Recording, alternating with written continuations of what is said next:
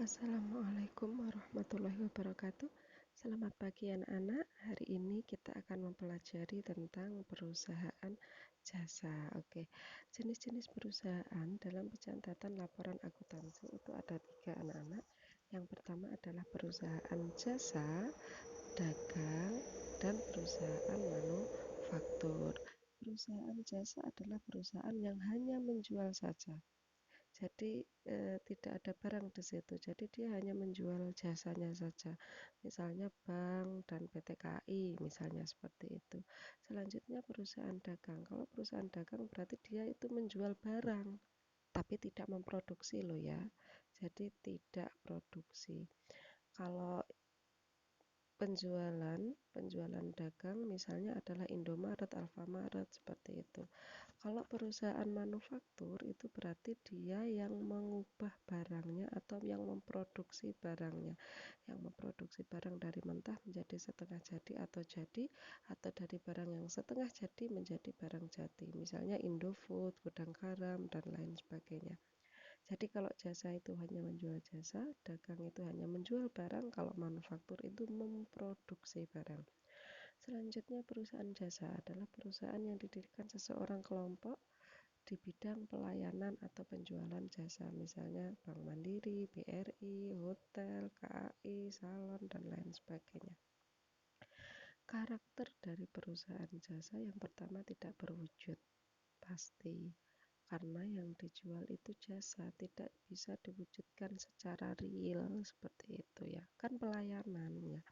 Selanjutnya tidak bisa dipisahkan mana yang produksi, mana yang penjualan. Pastilah karena dilakukan bersamaan. Ketika melayani, ketika memberikan servis pada konsumen, berarti di situ ada yang namanya pelayanan yang dilakukan bersamaan, produksi dan yang dijual seperti itu ya.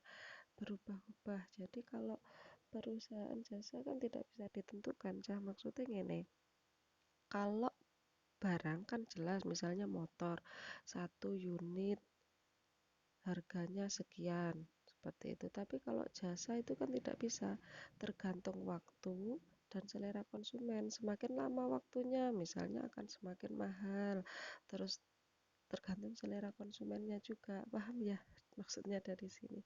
Selanjutnya tidak bisa disimpan, pastilah karena jasa kan tidak bisa diulang lagi, tidak bisa disimpan, maksudnya seperti itu. Selanjutnya karena memang pelayanan jasa itu tidak bisa diulang, sehingga dibutuhkan yang namanya bukti transaksi. Bukti transaksi adalah bukti tertulis terjadinya transaksi. Di sini tentu manfaatnya untuk menghindarkan, selain untuk bukti ya, untuk menghindarkan sengketa atau permasalahan di waktu yang akan datang. Jenis-jenis bukti transaksi itu ada yang intern dan ekstern. Kalau intern berarti yang dibuat oleh perusahaan sendiri, misalnya adalah memo atau surat perintah atau surat pemberitahuan dari manajer kepada bawahannya. Kalau ekstern ada faktur, kwitansi, nota, dan lain sebagainya ya. Faktur ini contohnya seperti ini. Faktur adalah bukti jual beli yang berupa biasanya secara kredit, biasanya lah ya. Kalau dilihat di sini kebetulan ini uang mukanya tidak ada. Biasanya kalau faktur itu secara kredit. Ini membeli AC dan LCD. Selanjutnya adalah kwitansi. Kwitansi adalah bukti transaksi penerimaan atau pengeluaran sejumlah uang. Nah, biasanya kalau zaman mau bayar sekolah itu kan ada bukti transaksinya dari madrasah. Selanjutnya adalah nota kontan. Yang namanya nota kontan pasti dia secara tunai. Oke, ini dilihat ya. Selanjutnya adalah bukti memorial. Yang namanya memori berarti pada transaksi saat tertentu memo atau pesan yang diberikan kepada bawahan, tentunya dari pejabat pada eh, staf di bawahnya. Kalau ini contohnya dari kepala bagian akuntansi kepada urusan atau staf akuntansi. Selanjutnya adalah bukti pengeluaran kas atau BKK. Ini contohnya ketika mengeluarkan kas itu untuk apa saja, itu ada buktinya ya, penerima, transaksinya, seperti itu. Selanjutnya adalah bukti kas masuk atau BKM. Jadi uang masuk itu dari mana? Itu harus jelas, itu harus ada buktinya. Selanjutnya adalah contoh surat perintah pada bank ini maksudnya adalah cek. Ya, betul. Surat perintah pada bank untuk mencairkan sejumlah uang. Ya, ini contohnya cek kepada Bank BCA. Berarti yang mempunyai rekening ini memberikan perintah kepada Bank BCA untuk mencairkan sejumlah 2 miliar ini kepada orang yang memegang cek tersebut. Paham nggih? Untuk cek ini sudah pernah kalian pelajari di kelas 10 kemarin seperti itu ya. Oke, dalam akuntansi perusahaan jasa, kita harus menghafalkan tentang yang namanya debit dan kredit. Ini masih sama dengan pelajaran yang kemarin ya. Jadi di sini ada akun debit. Akun debit itu adalah harta dan beban.